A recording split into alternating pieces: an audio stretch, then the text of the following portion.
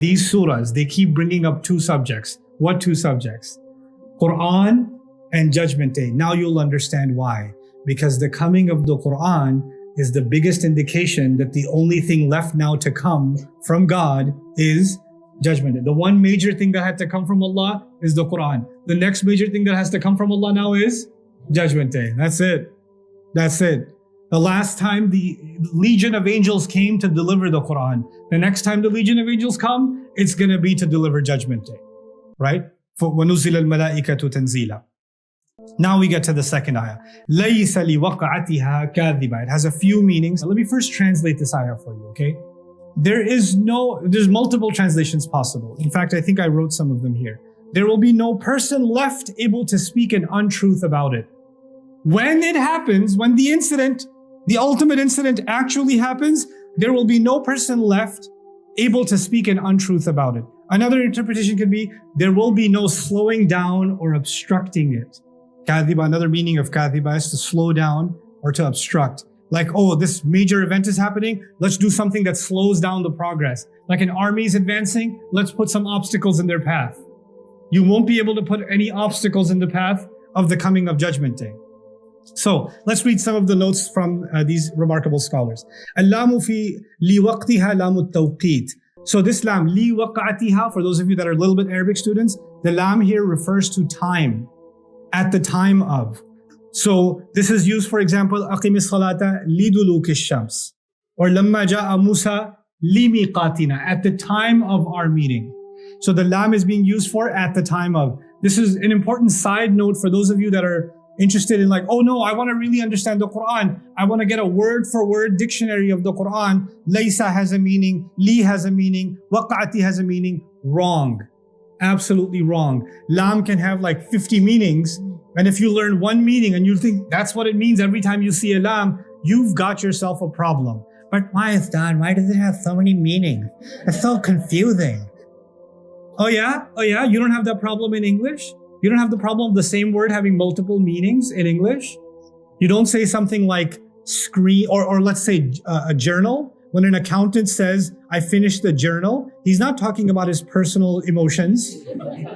When a little girl says, I'm writing in my journal, she's not talking about tax season. You know, when an author, when a magazine or a publisher says, we're going to publish a journal, they're not talking about accounting. The same word journal, right? The academic is publishing in a journal. The magazine is a journal. The 14-year-old's diary is a journal. The accountant has a journal. There's like so many journals, you know? And the sailor has the journal's log. All of them are journals. The word site. The contractor who's ruining your house says, I'm working on the site. And you're a developer and you're working on a site. Aren't you? They're two different, same word, different meanings. Deal with it. That's language. That's not Arabic. It's so confusing. Language is like that. Language is a living thing. Words can be used in many different ways. So one of the things I'm warning you about, because Muslims are like, I want to get the easy solution because we're in the age of lose 10 pounds in 10 days. And now we have learn Arabic in 20 days and learn 85% of all of the Qur'an, just as PDF. And you will, no, you won't. No, you won't, bro. Don't do that to yourself. Like it'll be a good start. And then people have these like, brother, if I learn Arabic, right, will I know everything about the Quran? No, I don't know everything about the Quran. Like, huh? You don't know? Yeah, I don't. Why do we think that we need to, like, it's like this product that we have to conquer? The Quran is an endless ocean of wisdom. Let's humble ourselves when we enter it, right? So let's pay attention to the words and stick to a slow but patient journey with this book. Anyway, السقطة القوية وشاعت في وقوع الأمر العظيم. Actually, Alusi says that waq'a also means when something falls from a very high place down. Waqa'a, to fall hard, like the rain falls hard, right?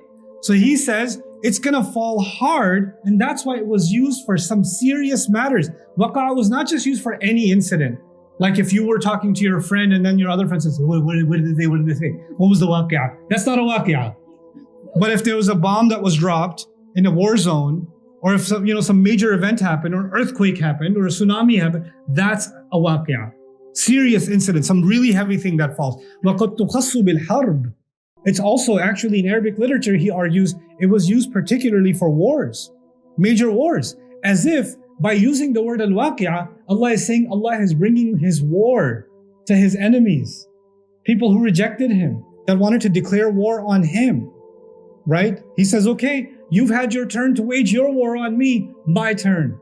This is my war back with you. So the word waqi'ah is scary in that sense. وَلِذَا عُبِّرَ هُنَا إِشَارَ إِلَىٰ أَنَّهَا تَقَعُ دَفْعَةً وَاحِدَةً. See the waqa'ati, the ta in waqa'ati, is the word is falling. The ta means it's going to happen one time. Like the enemies of Allah take these little jabs, right? They take thousands and thousands of little jabs, and Allah does not respond. And then Judgment Day, Allah is going to respond how many times? Once. One and done. One and done. You know? So this is the description is showing you the power of Allah's response compared to what we think are massive, monumental launches of attacks against Islam or against Allah. Like, oh my God, you know what they're saying? You know what they're doing? Calm down. It's just flies buzzing around. It's okay. It's a waqi'ah coming. Don't worry about it. It's okay. The Qur'an puts the believer at ease with these ayat. لَيْسَ لِوَقَعَتِهَا إِشَارَةً إِلَّهَا تَقَعَ Actually did that. So, ismu fa'il. One meaning of it is, لَيْسَ لِوَقَعَتِهَا كَاذِبًا. When that day comes, then nobody will be left there's nobody left who's unconvinced, who can say an untruth. Nobody's going to stand there and say, yeah, still don't believe it. I don't think this really happened. This is a really good meta, VR. Even the heat, it's real, feels real. Nobody's going to do that. And nobody's going to be talking like that. Even Allah says, أَلَيْسَ هَذَا بِالْحَقِّ. Is this real or what? There's a question on Judgment Day. Is this real or what? Because some people kept saying this isn't real, right? Other people are not convinced. وَجُوِّزَ أَيْضًا أَنْ أَكَوْنَ كَاذِبًا مَصْدَرًا بِمَعْنَى التَّكْذِيبِ. So this leads me to another really interesting thing. I want to drill this in your heads. Those of you that are going to be listening to recordings, we're going to hear me say this over and over again, because I want some concepts drilled in your head. I want to teach you something about the word kadhib, or kizb, lying, and what the Arabs say about this word. When the temperature is really hot, burning hot, and finally it cools a little bit, they say kadhab al-hur. The temperature broke. When your eyes aren't working the way they should, you're blurry in your vision, and you can't exactly see, right? Then they say kadhab al-ayn. The eye is not doing what it's supposed to. It's getting weaker. Kadhab al-sayr. When you're traveling, when you're walking, but you're wobbling in your walk, or you're like kind of falling on every step, then they say you're doing kadhab in your walk. When the animal, some animals move quickly, but if an animal is moving slowly, jara shawtan thumma waqaf, walks slowly, then looks around, then walks a couple of steps, then looks around like a squirrel, looks around like a deer, walks a little bit, then checks if I thought I heard something. But it doesn't have smooth movement. That's actually called kadhab also. All of it boils down to one thing. The word kadhab has to do with dropping intensity. Something was moving and it dropped, the temperature dropped, the eye dropped in its intensity of sight. The people couldn't travel. In fact, when a group of people are traveling and they can't afford to travel anymore, they say kadhab al-qawm as-surah. In fact, kadhaba was also used for being a coward. Ma kadhaba, he wasn't a coward. Like he didn't falter. So why is this important? Because all the words in Arabic for truth have to do with toughness and strength. And the word for lie has to do with softness and weakness and breaking stamina. That's what it has to do with. And slowing down. So part of the meaning here, لَيْسَ لِوَقْعَتِهَا كَاذِبًا, is then there's not going to be anything that can slow this day down. Like it's getting really hot. Can something break this temperature a little bit? Can this come down in intensity a little bit? How long will this last? Because when human beings experience a storm, an earthquake, a thunderstorm, whatever, then they're like, it's going to be over soon. It's going to be over soon. The temperature's going to break. The storm's going to pass. This storm ain't passing. It keeps on going and going and going. لَيْسَ لِوَقْعَتِهَا كَاذِبًا. So now this on a side note, something you should know about kadhib also. I've put this in the notes here. There's two kinds of kadhib, and one of them is lying. So don't just translate kadhib or kadhaba as lying. So one is you know something to be true and then you lie on purpose. So that's definitely kadhib. But then the other is when you say something wrong, but you actually believe it. So to be wrong is also to be a kadhib. So if I say, if a fellow student of yours, colleague of yours in university says, I don't believe in God, they're actually a kadhib. Not because they're lying, because you say you're lying, you do believe. No, because they believe something that's false. They believe something that's a lie. That also makes them a kadhib. So when Allah will describe people that do takdeeb on Judgment Day, there's going to be two kinds of people. There's going to be people that knew it's the truth and still called it a lie. And there are other people who believe the lies instead of believing the truth. They're both going to be mukadhibin. And they're both going to be kadhibin. Okay? So on that day, there's not going to be any room left for any of these arguments, as if Allah is saying, don't worry about the arguments they're making right now. All these arguments are going to disappear on Judgment Day. Yeah, how can you believe in resurrection? When you're resurrected, you're like, oh. الهاء للمبالغة كما تقول في الواقعة. The ha in waqa'a is actually for the greatness of the event. And notice the repetition of words. Waqa'at, waqi'a, waqa'atiha. You hear the word over and over again? You don't have to say it over and over again. إذا وقعت الكائنة you could say also. Right? Al-haditha you can say also. Because al-dahiya, any word can be used, but he repeats the same word over and over again because literally, like waqa'a means to strike and strike and strike like patterns of the rain. The word itself is striking down in the surah. It's corresponding to its own meaning in the way that Allah Azza wa Jal has described it in the surah. وَأَن تَكُونَ لِلتَّعْلِيلِ أي لا تكذب نفس في ذلك اليوم لشدة وقعتها. Because of how serious that event is going to be. Even when they wake up, like when people wake up on Judgment Day, if you wake up all of a sudden you don't know where you are. It's not like everybody knows, oh my God, this is Judgment Day. This is exactly what that Muslim guy was talking about on campus. They don't know that immediately. They're like, oh, what's going on, bro? Oh my God, what happened to the sky? Like, they don't know, right? But you know what Allah is saying here? Because of the li waqa'atiha, He's actually saying, because of what is going to be happening all around, nobody will have any doubt that it is in fact Judgment Day, even if they never thought about Judgment Day a day of their life. They never cared about it, heard about it. When this happens, they will know it's Judgment Day just because of how intense it is. Oh my God, this is Judgment Day. Even though I never really read up on anything, I know now full well this exactly is Judgment Day. SubhanAllah. Like all of that distraction and all of that doubt and all of that agnosticism gone in a split second. No philosophical arguments needed. Nobody's even asking what's happening, what's going on. لَيْسَ لِوَقَعَتِهَا كَاذِبَةٌ خَافِضَةٌ رَافِعَةٌ. What an ayah, man. This ayah. خَافِضَةٌ رَافِعَةٌ. خَافِضَة means lowering. رَافِعَة means elevating.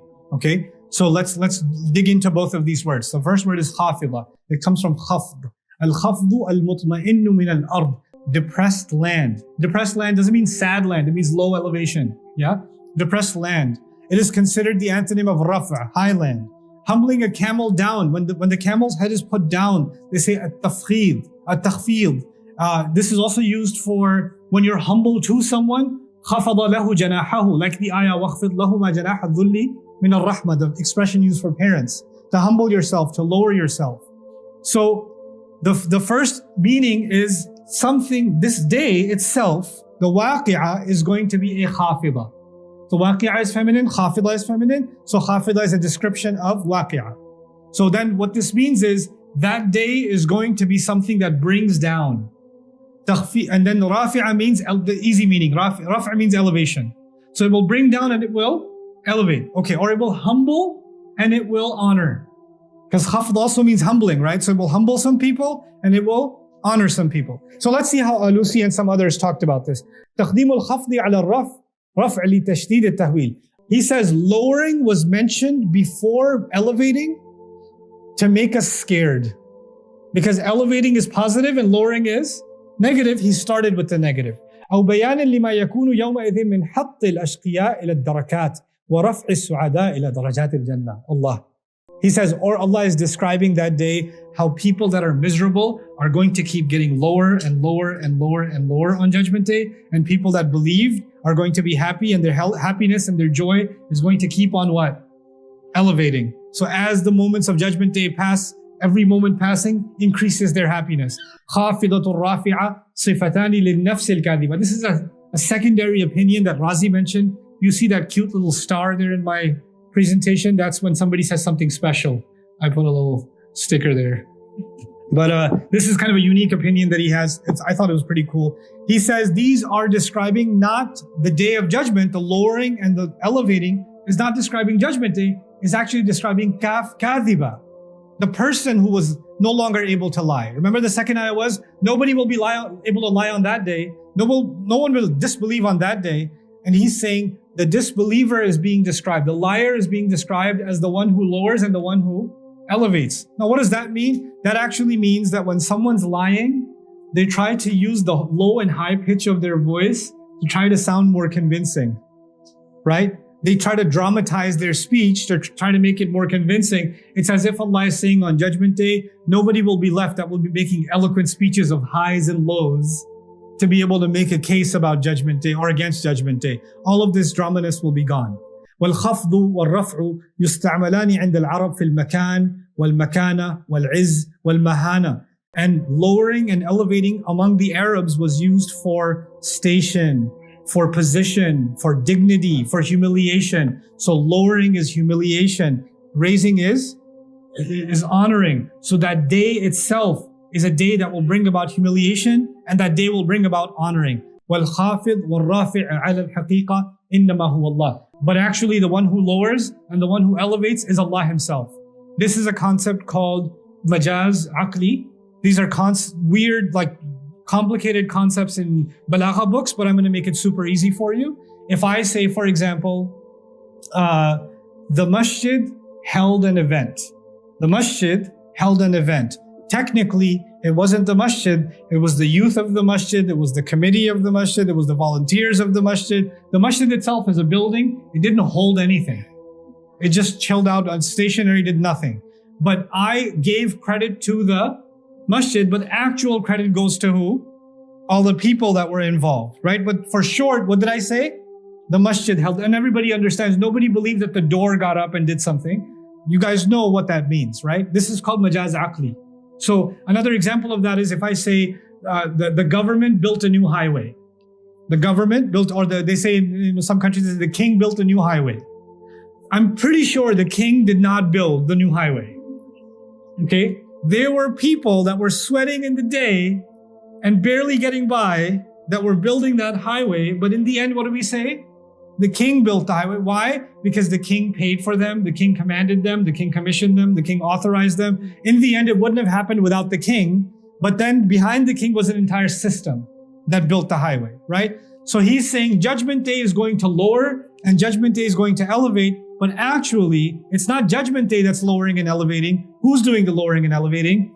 It's Allah. Do you understand the majaz aqli now? Right? So these are, it's really cool that we have these terms that they do sound complicated and they sound impressive. You could just say, by the way, this is majaz aqli. Anyway, before I let you go, I'm going to share some thoughts with you. These are not from tafsir. These are my own. Sometimes I add my own comments. Sometimes I say them. Sometimes I add them in my notes. This is one of those cases. How exactly is Judgment Day elevating or lowering and elevating? وَيَسْأَلُونَكَ عَنِ الْجِبَالِ فَقُلْ يَنْسِفُهَا رَبِّي نَسْفًا فَيَذَرُهَا قَاعًا صَفْصَفًا. They ask you about the mountains. Tell them Allah will bring them down as low as they can go. So Allah is bringing down what on Judgment Day? Mountains, and He will make them flat. And then He says, وَإِذَا الْبِحَارُ فُجِّرَتْ. When the oceans explode. When the oceans explode, where's the water going? Up. The mountains are coming down and the oceans are going up. I'll break the surprise for you now. This surah is a twin or a pair with which surah? Surah Ar-Rahman. Surah Ar-Rahman will describe something that will help us understand this. Surah Ar-Rahman says, يُرْسَلُ عَلَيْكُمَا شِوَاظٌ مِّن نَّارٍ وَنُحَاسٌ فَلَا تَنْتَصِرَانِ. Basically, Surah Ar-Rahman is describing there are going to be metallic burning meteor showers on Judgment Day. Meteors are going to start falling on earth relentlessly until it will look like the entire sky is torn open red. You will only see red in the sky because burning meteors will fill the sky up as they fall on Judgment Day. Now, as they fall on Judgment Day on a mountain, the mountain keeps getting bombed. What's happening to the mountain? It's getting flat. And when these burning meteors are falling into the ocean, crashing into the ocean, what's happening in the ocean? إِذَا الْبِحَارُ سُجِّرَتْ, when the ocean boils over. So the surah itself these surahs are starting to put pieces together of that scene, right? One little hint here, and the image is starting to become complete. خَافِضَةٌ رَافِعَةٌ, يَوْمَ تَشَقَّقُ السَّمَاءُ بِالْغَمَامِ وَنُزِّلَ الْمَلَائِكَةُ تَنزِيلًا. Allah says, when we tear the sky open through the clouds, and the angels will be sent down. So what's coming down? What's being brought down? The angels. إِذَا الْقُبُورُ بُعْثِرَتْ خُشَّ عَنْ أَبْصَارُهُمْ يَخْرُجُونَ مِنَ الْأَجْدَاثِ. People are coming out from their graves. People are going up out of the ground, buried deep within. We don't even know how many people are buried 200 feet below this building right here. You know how far down people dig nowadays for archaeological digs? 100 feet, 150 feet, 200 feet, and they find graves. And guess what's happening on Judgment Day? All those deep within, sunk within the mountain, sunk within deep inside the ground, all of those dead are going to rise. Rafi'a. The arrogant will be brought down. وُجُوهٌ يَوْمَئِذٍ عَلَيْهَا غَبَرَةٌ. Their faces will be filled with dirt. Dirt is down. ترهقها قترة. On the other hand, فَالْيَوْمَ الَّذِينَ آمَنُوا مِنَ الْكُفَّارِ يَضْحَكُونَ عَلَى الْأَرَائِكِ يَنْظُرُونَ. Judgment Day, believers are going to be laughing at disbelievers, sitting on high, lofty couches. وَالَّذِينَ اتَّقَوْا فَوْقَهُمْ يَوْمَ الْقِيَامَةِ. People who had taqwa will be above them. So disbelievers are brought low. People of taqwa are brought high. خَافِضَةٌ رَافِعَةٌ. He says, إِذَا الْعِشَارُ عُطِّلَتْ. When the camel that was about to give birth to a baby camel, which is the most expensive thing an Arab had, was a camel and a she-camel, right? And especially if she's pregnant, he's doubling his money, right? So imagine having a Ferrari that gave birth to a Ferrari. But people will leave the Ferrari, keys, ignition in the car, keys running, and they'll walk away from it. They'll leave their Rolex collection just lying on the garage and walk away from it. The Chanel bag will be under somebody's truck. And nobody cares anymore. No, nobody will care. None of these things will carry any value anymore. There'll be diamond stores. The window will crash. All the diamonds will be spread out on the street. Not one person picking them up. People running right past them. Right past them. The same store, the moments before Judgment Day, people looking inside like, oh my God. How much? Value, what we think of as value, will be brought down. The things that we used to value will be brought down. They will have no value anymore. The value came down. And the things that people didn't value are going to be brought up. A good deed, a smile, a kind word, silence, patience, prayer, dua, charity, things that nobody valued. Things that, so what? What do they accomplish? Trying and failing, trying for the sake of Allah and failing, trying. Nobody values trying. People only value results. But those those attempts will be elevated. Inna kitab al-abrari lafi illiyin. The people of the book of good people is going to be in the highest ranks. Illiyin. They're going to be raised. Evil deeds are going to be brought down. ثُمَّ رَدَدْنَاهُ أَسْفَلَ سَافِلِينَ إِنَّ الْمُنَافِقِينَ فِي الدَّرْكِ الْأَسْفَلِ. The lowest pit of the fire. نَجْعَلُهُمَا تَحْتَ أَقْدَامِنَا.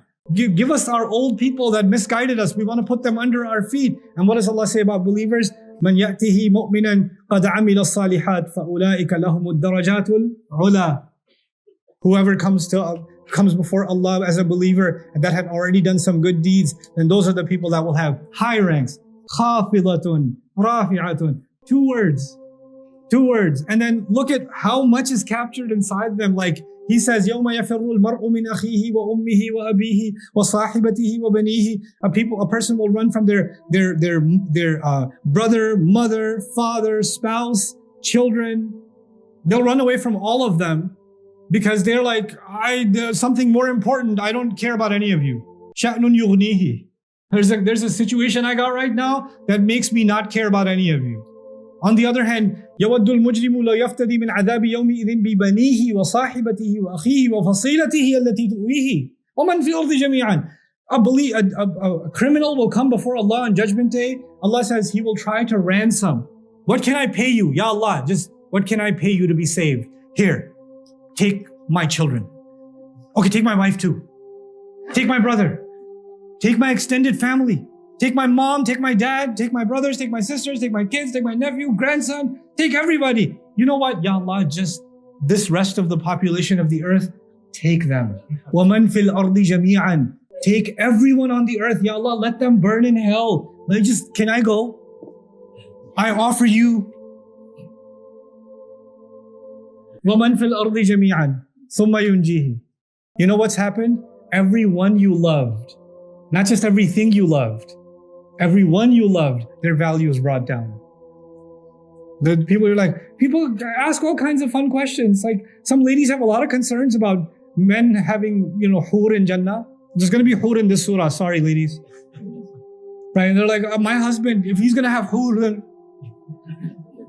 Listen, you're going to stop caring about him starting judgment. You don't even have to wait till Jannah. Starting Judgment Day, you won't care. You'll be free from this concern. Right?